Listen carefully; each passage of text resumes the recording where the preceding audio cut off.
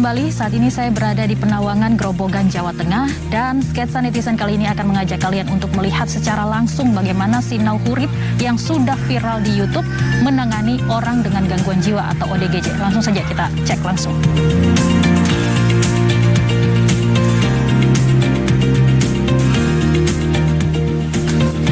Hai Mas Adi. Selamat pagi. Selamat pagi. Mbak Yeni, iya dari TVRI. Ini sedang ngapain nih, Mas? Kebetulan kita itu diinformasikan oleh salah satu teman kita, ada orang yang sudah lama tinggal di sekitar kampung 8 tahun. Nah, tadi kita samperin di ini sedang kita bersih. Nah, Mas Adi ini kan sudah katakanlah terlantar begitu ya? Sepertinya. Iya. Bagaimana sih cara pendekatan sampai bisa seakrab ini begitu? Tadi jenengan lihat ya, bagaimana dari awal saya mendekati, pasti senyum dulu saya. Senyum terus salaman, terus SKSD, sok kenal sok dekat, gitu toh. Kita saudara ya Nur ya?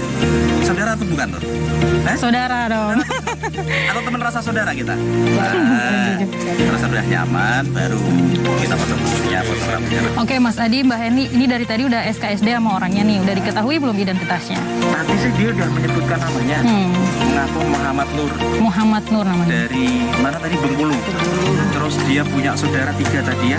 Enggak 3 ya? Dulurmu telu Nur? Siapa kabeh Nur? Solika, Rubiati, Selamat. Nanti dulurmu telu Nur? Nanti mau? Panggonan nanti? Gresik. Nah, tadi udah itu. Menyebutkan nama, menyebutkan asal, saudara, bapak ibunya tadi sudah disebutkan. Mudah-mudahan itu betul.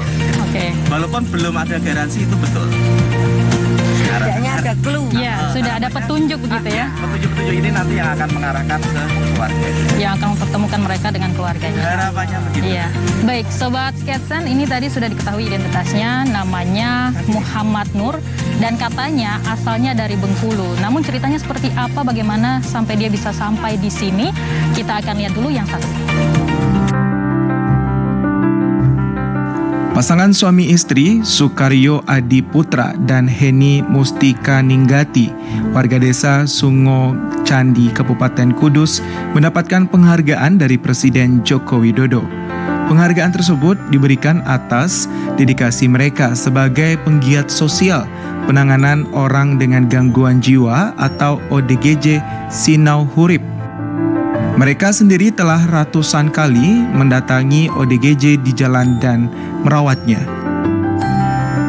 Mas Adi dan Mbak Heni kerap turun ke jalanan berinteraksi dengan kaum marginal dan ODGJ sejak 2007 lalu. Hingga akhirnya mereka terinspirasi membuat konten di YouTube dengan tujuan agar ODGJ tersebut dikenal oleh keluarganya. Video-video penanganan ODGJ pasangan suami istri kerap viral dengan jumlah penonton ratusan ribu, bahkan menembus jutaan. Bagi subscriber yang kerap melihat channel Sinau Hurip, pasti kenal dengan sosok Umar yang ditemukan Mas Adi di pinggir jalan. Meski menderita gangguan jiwa, Mas Adi mampu menjalin komunikasi dengan sangat brilian hingga Umar kembali mendapatkan perhatian keluarga, dibawa ke Rumah Sakit Jiwa Semarang dan disembuhkan.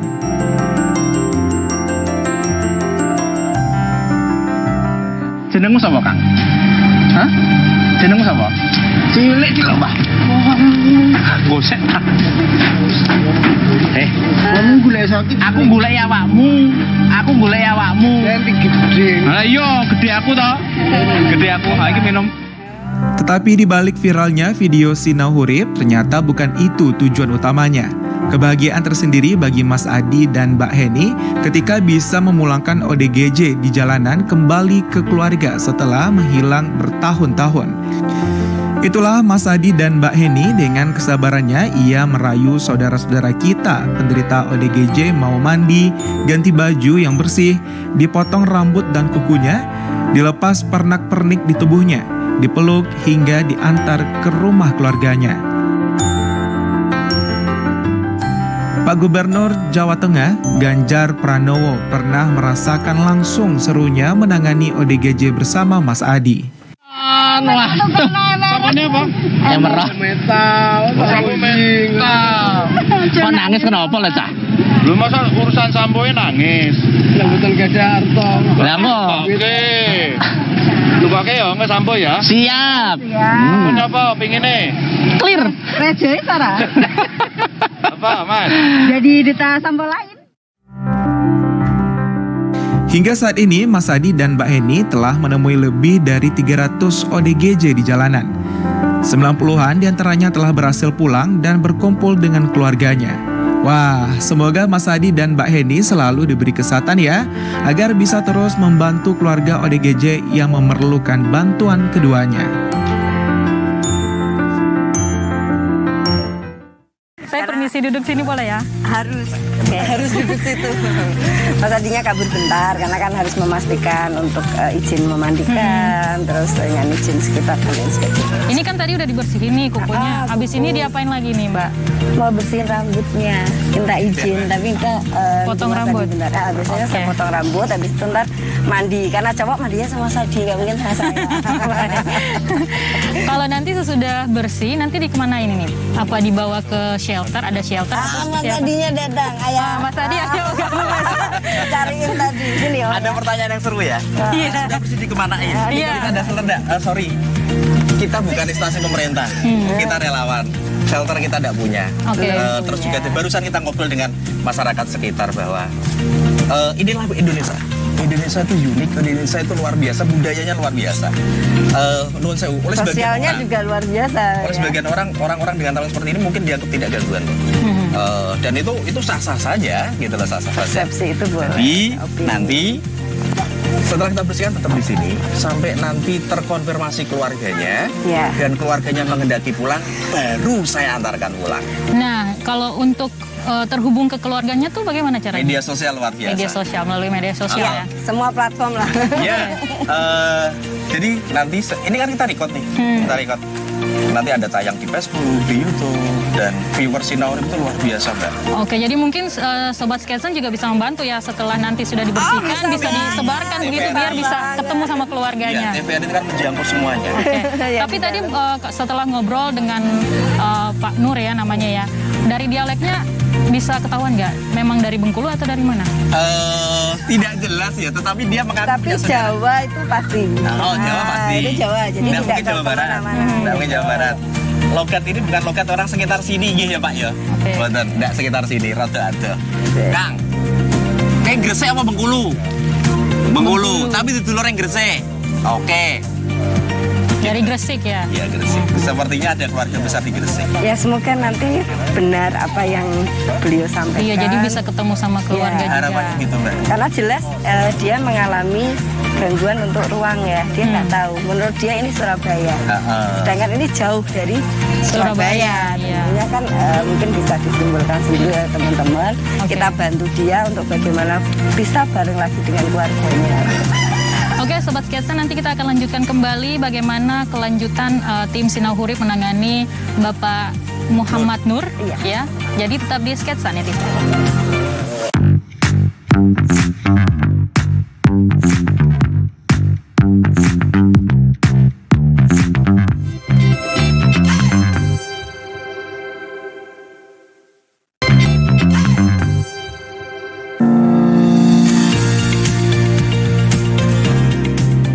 Sobat Sketsen, kita akan langsung melihat kembali bagaimana kelanjutan penanganan dari tim Sinau Hurip. Mbak Heni, Mas Adi, ini selanjutnya mau diapain lagi? Potong rambut. Potong rambut. Mau Boleh coba? saya coba? Silakan. Oke. Ntar diarahin aja. Kang Nur, permisi. Ini udah nyala ya? Sebelah sana. Dipencet ini. Begini, posisinya nanti begini. Ke belakang ya? Ke belakang, dari depan ke belakang. Permisi Kang Nur, permisi. Misi ya. Yuk. Kayak nyisirin aja. Kayak nyisirin aja. Maaf, Pol. permisi. Pelan-pelan. Nah, sampai tengah, belakang nanti dari belakang, dari bawah. Nah, lagi.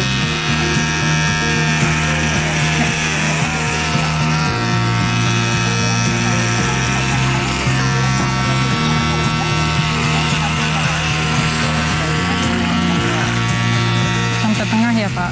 Ya, sampai sip. Ya Nur ya. Sip. Pengalaman keberapa? Ini pengalaman pertama, Mbak Heni. Rasanya gimana reganya? Nanti saya Bisa dilihat ya dari skillnya nggak ada ya, Sobat Sketsen. Otot emosi. Ada grogi sebetulnya. Nanti dirapiin aja sama Mbak Heni. Oke. Mbak. Ya.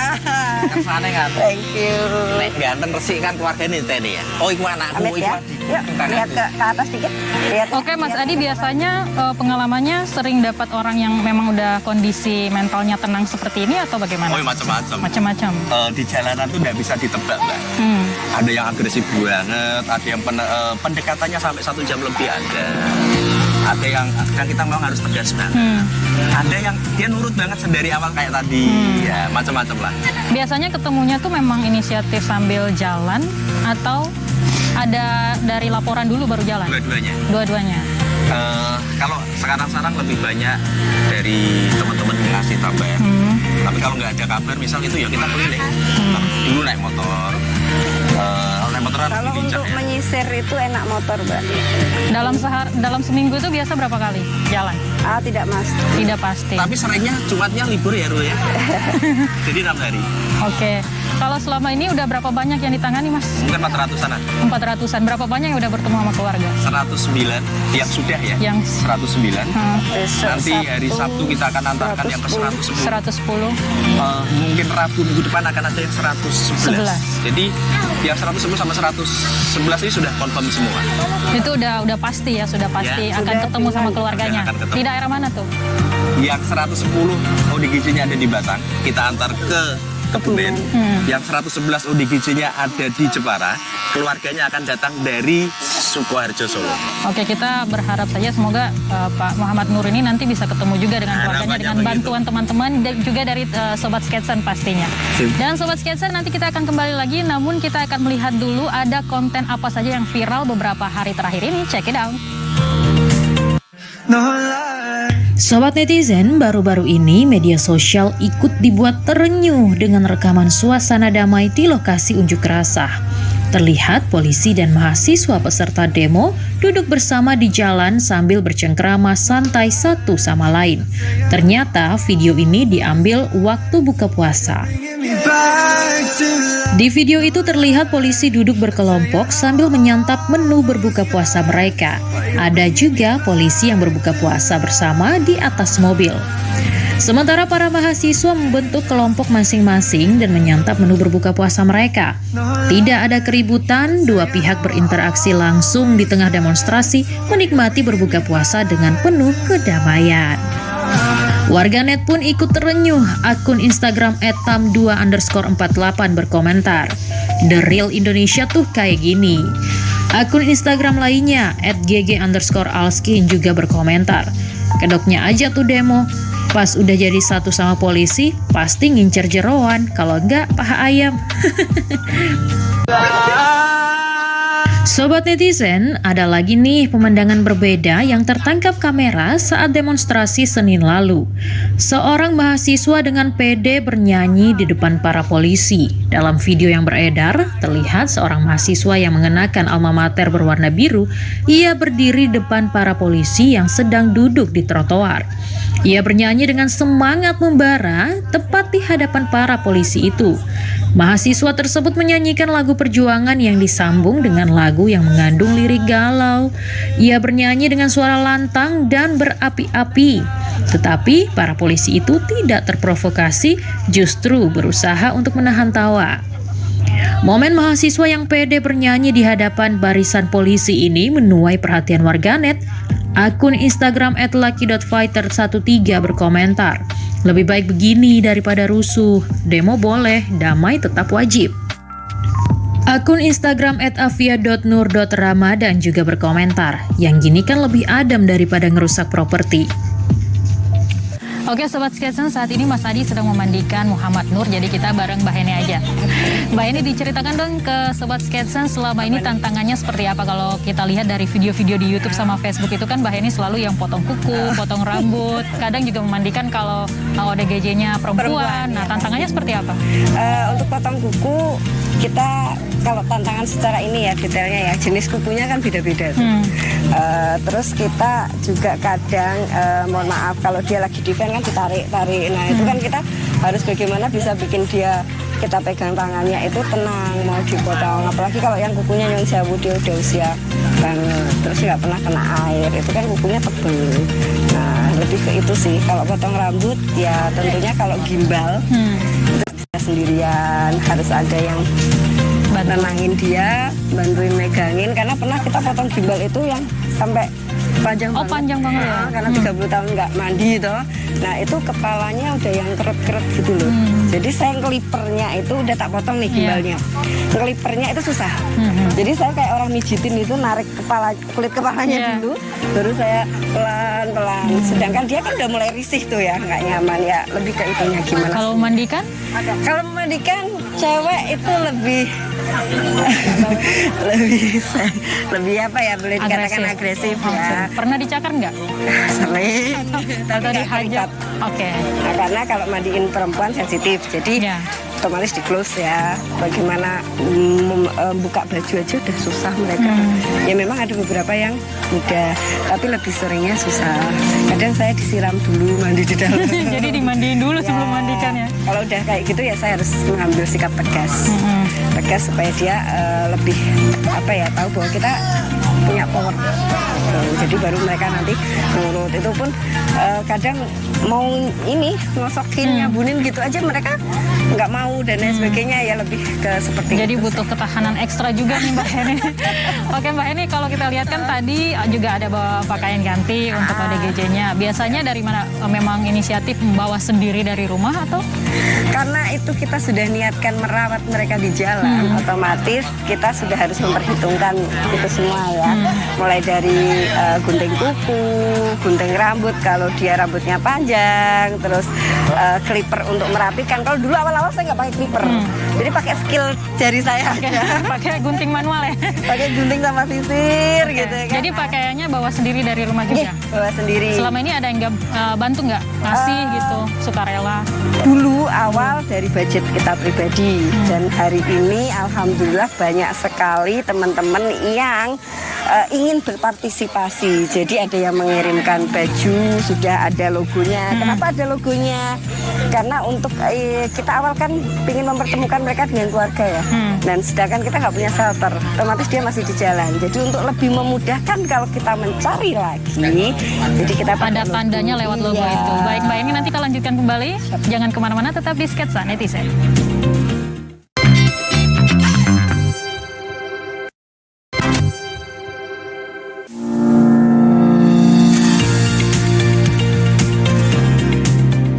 Kembali lagi di Sketsa Netizen, Sobat Sketsen, kita lanjutkan kembali perbincangan. Mbak Heni, ini perbincangan kita makin seru, masih banyak yang ingin kita gali lagi. Ceritakan ke Sobat Sketsen, selama ini suka dukanya dalam menangani ODGJ apa saja Mbak Heni?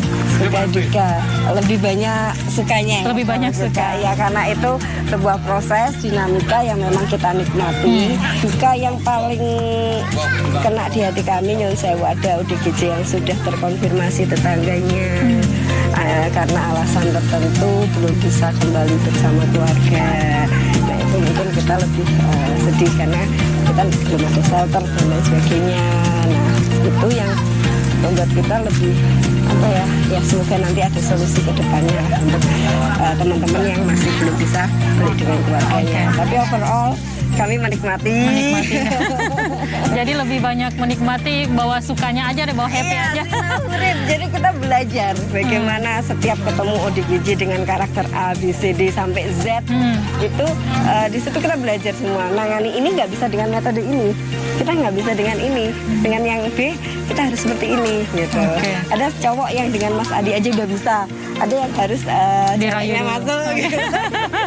Dinamikanya luar biasa. Jadi harus SKSD, harus gombal-gombal juga ya. Oke, Mbak Heni, selama ini pernah terenyuh nggak perasaan ketika mempertemukan ODGJ dengan keluarganya? Tentunya sangat Terenyuh. Bagaimana kejadian itu tuh di depan mata kita, kita ada di dalamnya. Yang tadinya kita mungkin saat perjalanan masih santai mempertemukan, tapi begitu euforia di ruangan itu nangis semua. Ada yang kita antar ke Baja Negara itu masih ingat anaknya pada hilang 21 tahun dan punya cicit. Ibu tersebut masih ingat dengan anaknya itu. Ya otomatis kita hanya diem melihat itu yang Terharu ya. ikutan nangis nggak Ya, sadar dengan gitu. sendirinya ingatan mereka akan kembali lagi karena sudah dirangkul oleh orang-orang sekitar. Iya. Baik Sobat Sketsen, kita akan lanjutkan kembali perbincangannya, tapi kita akan lihat dulu ada konten viral apa saja di media sosial berikut ini. Kalau puasa emang banyak banget ujiannya ya, nyium wangi makanan aja udah langsung lapar. Seperti petugas logistik pesawat ini nih. Semoga puasa Anda berkah ya Pak. Tingkah Lala emang selalu bikin gemes, tapi kalau Lala bilang lihat hantu sampai nangis kayak gini, merinding juga ya sobat netizen. Video ini telah dilihat jutaan kali oleh netizen. Lagi tidur ya. Ya, Sobat Sketsen, saat ini saya sudah bersama dengan Mas Adi lagi. Mas Adi, tadi Muhammad Nur sudah dibersihkan, sudah rapih lagi. Setelah ini dikemanakan dia? Alhamdulillah, yang penting bersyukur banget. Puji Tuhan, Nur sudah bisa dibersihkan. Ya. Setelah ini kemana, si Nur itu tidak ada tempat penampungan, tidak ada shelter. Jadi setelah kita bersihkan, dia masih ada di tempat di mana kita mendatangi dia. Nanti harapannya setelah tayang videonya di media sosial kami, dia dikenali keluarga dan dikendaki pulang. Kalau dikendaki pulang, ada dua pilihan, dijemput atau kita antarkan. Kalau dijemput, Anda ambil, tak bawa pulang ke rumah dulu, atau kadang tak bawa ke lapangan, ke tempat di mana lokasinya si ODGJ ada. Tergantung kondisinya si ODGJ. Atau kita anterin, kalau kan anterin ya udah kita bawa, kita anterin ke rumah. Selama ini pernah ada nggak yang dibawa pulang Mas Adi? Oh banyak. Nginep di rumah Di gitu? rumah ada yang pernah nginep 5 hari loh. Oh iya, berapa orang? Mas Satu Adi? orang. Satu orang. Satu orang nginep 5 hari. Waktu itu mau kita antar ke Indramayu atau Subang ya, Subang ya, Pegadaian, ke daerah Pegadaian. Pernah ada 2 atau 3 kali ada 2 ODGJ yang nginep di rumah kita. 2. Karena besoknya akan kita anterin bareng-bareng. Oke. Kebetulan sejalur gitu. Oke, respon dari pemerintah selama ini seperti apa Mas Adi? Kalau respon sangat mendukung apa yang aktivitas Sinawar lakukan ya. Terus mereka juga membantu untuk pengobatan, misal mohon maaf ODGJ, kita kan nggak menangani ODGJ jalanan toh, ODGJ rumah juga banyak. Jadi ODGJ rumahan itu biasanya kan kita mengedukasi keluarga untuk dibawa ke rumah sakit. Nah, pada saat kita minta surat-surat kelengkapan secara prosedural untuk masuk rumah sakit, mereka nggak ngasih. Dan sebetulnya puskesmas itu juga ada, sudah hadir. Cuma kadang masyarakat nggak ngerti. Minimal dibawa ke rumah sakit lah. Puskesmas ODGJ itu biar mendapatkan farmakoterapi. Penanganan ya. Untuk penanganan selama ini ada tantangan nggak? Maksudnya yang macam-macam. ketika dibawa ke pusat perawatan seperti rumah sakit atau puskesmas? Macam-macam, Mbak. ODGJ itu tidak terduga mereka. Kita sudah waspada, tapi kadang ada reaksi-reaksi yang tidak terduga di Iya. sana. Ya, makanya selalu saya pesan pada teman-teman kalau mendekati ODGJ, berani harus, tapi jangan nekat. Baik, terima kasih banyak Mas Adi juga Mbak Heni sudah menyempatkan waktu untuk kami juga ikut terlibat menangani tadi Muhammad Nur. Kami sudah dapat banyak pelajaran dari kisah hari ini. Semoga teman-teman sketsa netizen juga mendapatkan pelajaran bagaimana cara kita memberikan dampak positif kepada orang-orang di sekitar kita, bagaimana cara kita memanusiakan manusia. Akhirnya saya Dewi Takailola pamit undur diri. Tetap saksikan sketsa netizen setiap hari dan selama bulan Ramadan kami hadir setiap pukul 20.30 waktu Indonesia Barat. Jangan lupa saring sebelum sharing. Sampai jumpa.